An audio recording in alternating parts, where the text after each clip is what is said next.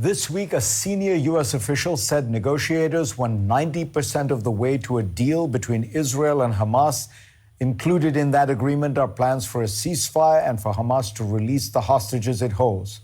But perhaps that senior official was surprised when, in an interview on Fox News Thursday morning, Benjamin Netanyahu said unequivocally, "There's not a deal in the making. Unfortunately, it is not close. So, if not that deal, then what?" My next guest, top former officials from Israel and Gaza, have a plan, a new plan. Ehud Olmert was the 12th Prime Minister of Israel, and Nasser al-Kidwa was the Foreign Minister of the Palestinian Authority. I want to welcome both of you and to note it's a very rare moment to have two of you on the same platform. I don't believe you've had a prominent Israeli and a prominent Palestinian for a long time. But let me begin, Ehud, by asking you, tell us what is your impression of what is going on in Israel right now? There are these protests. There is great sadness, obviously, about the brutal murder of these 6 hostages. What is the political consequence? Are we at some kind of a potential inflection point? I believe that we are close to a turning point. We have to make a deal. And I completely trust the announcement by the White House that they have an idea for a deal which can work if the Israeli Prime Minister will agree to do it.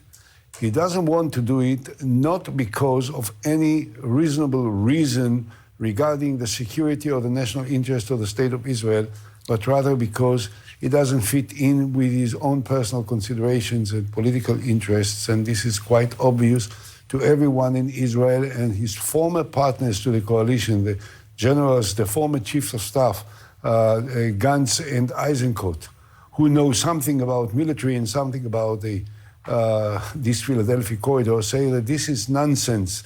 This is not an excuse. This is not a reason. He simply doesn't want to end the war. The only way to reach an agreement at the end of the day is to end the war between us and the Palestinians in Gaza and to embark on a new, different direction that Dr. Nasser al-Kidwa and myself thought about and talked about and wrote about. Nasser al-Kidwa, when I look at this plan, it feels to me like you are coming back to something that has been proposed again and again. And, you know, it hasn't worked for whatever reason. Why will a two-state solution proposed this time work when it didn't in 2000, when it didn't when Ehud Olmert proposed it to Abu Mazen? So why is this plan different from the other plans? I think we need to be clear about what we have in hands. This is not a plan, not a comprehensive plan, but this is very important mutual proposal on the most important 3 issues in hands, namely the situation in Gaza, the war in Gaza, and need for immediate cessation, and the political solutions in the form of the 2 states, as well as the future of Jerusalem. Now, to answer your questions, why it might work this time, while it did not work in the past, the answer might be simple: because of the war. Because I believe that the people on both sides have become tired of the war, and they want to see an end of the war and a substitute to the war. So what is the substitute? The substitute is what we said in our mutual proposal in terms of ending the war and the meaning of the ceasefire, the release of all hostages, the release of the agreed number of Palestinian prisoners, the full withdrawal of the Israeli troops, the establishment of a governmental body in the form of a transitional council of commissioners in Gaza that is organically linked to the Palestinian Authority. We don't want to create any different entities in the West Bank. On the contrary, we want to maintain the territorial integrity and the unity of the Palestinian people. You know, there is an alternative to war, that we can do it together in a different way, that we don't need to go the same path of killing, of maiming people, of bloodbath that we see in Gaza. We have to end that, and the alternative is definitely the road of debate, the road of reconciliation, the road of political solution, and yes, two states, Israel and Palestine, based on a mutual recognition on the basis of 1967 borders, with, by the way, the territorial solution that was proposed by Prime Minister Olmert, the 4.4% of the territory that is to be exchanged in this swap between the two states. When I look at Israel now, it feels to me that the political support for a two-state solution, which is at the heart of your proposal, just has evaporated. It was there in 2000, maybe it was there when you were proposing it, but today, I mean, if you look at, by any indication, the left of the Israeli political spectrum essentially has vanished. I mean, Labor is down to 3 seats.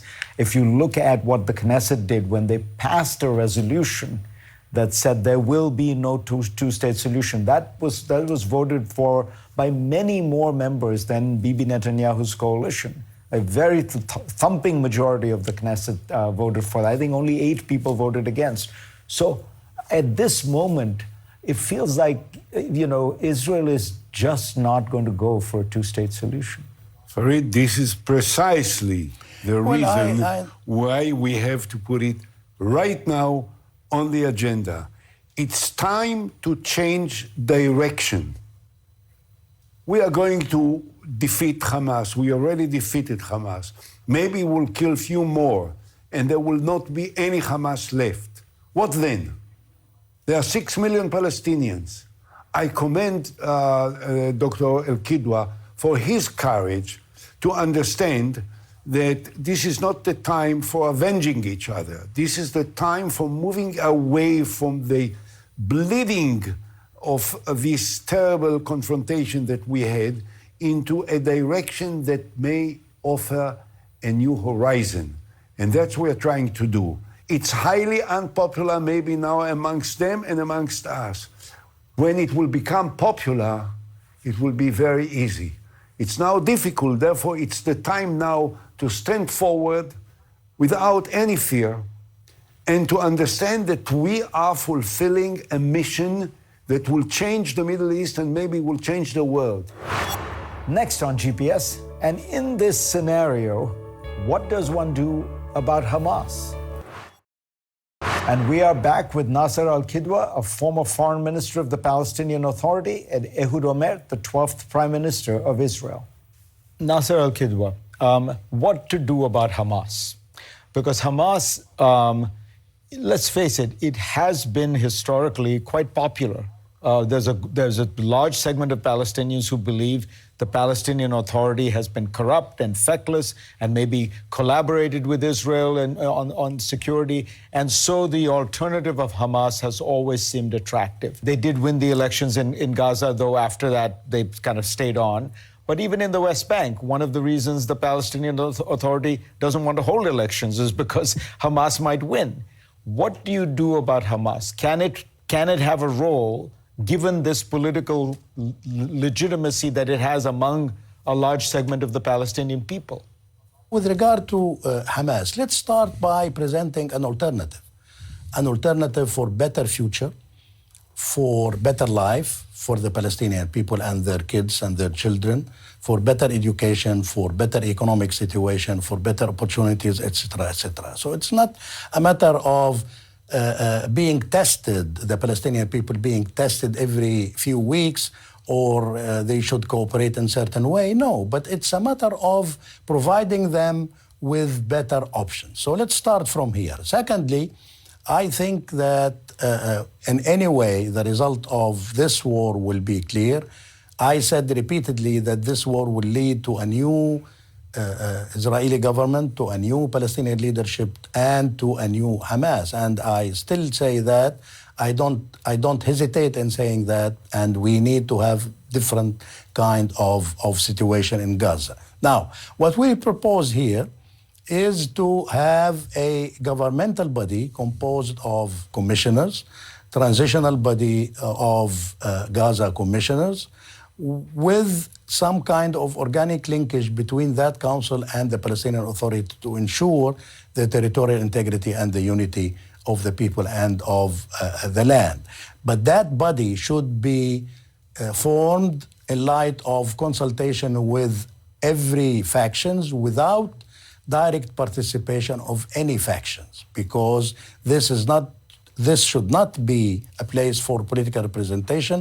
This should be a place of good people that are able to do the job. They are trusted by their population, and they are trusted by the international community, by the donors community, and they can or they have the abilities to fulfill the job and to really start rebuilding Gaza, which is monumental job, very difficult, but it has to be done anyway. Do you think that your plan rests on a change in government in Israel? In other words, is there any chance that Bibi Netanyahu would go for this? And if not, do you think it's conceivable that another right-wing prime minister, because I think that's what's in the cards, a Naftali Bennett or an Avigdor Lieberman, would they go along with this plan? Or do you need a political transformation of Israel where somehow you get a moderate who becomes prime minister? I'll tell you, Fred, I always thought, and before I was prime minister, while I was prime minister, when I worked with other prime ministers and watched world leaders, that the ultimate measure for great leadership is the ability, when the time comes, to do the opposite of everything that you ever promised to do, because this is what needs to be done now. This is what Menachem Begin did when he pulled out entirely from Sinai. This is what Arik Sharon did when he pulled out entirely from Gaza. This is not what Netanyahu is going to do, because he is not a great leader. He is not Churchill, and he is not Roosevelt, and he is not even Chamberlain. And I'm afraid that none of the possible contenders in the state of Israel presently are capable of taking this decision, because none of those people in different positions are prepared to do that which looks to be unpopular at the moment, but which is the only possible way to change lives.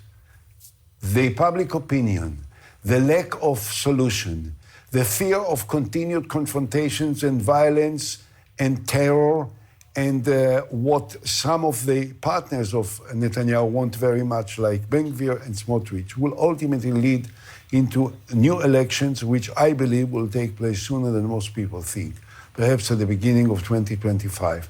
This will create a new government. And when there will be a new government, the leadership that will understand will take over. Do you want to run? I want a new leadership in the state of Israel, and we'll see what comes up. I will not talk about my own personal plans before I know that there are elections, for reasons which you can understand. Ehud Olmert, Nasser Al-Kidwa, thank you both for coming together and for talking to us about this important proposal. Thank you.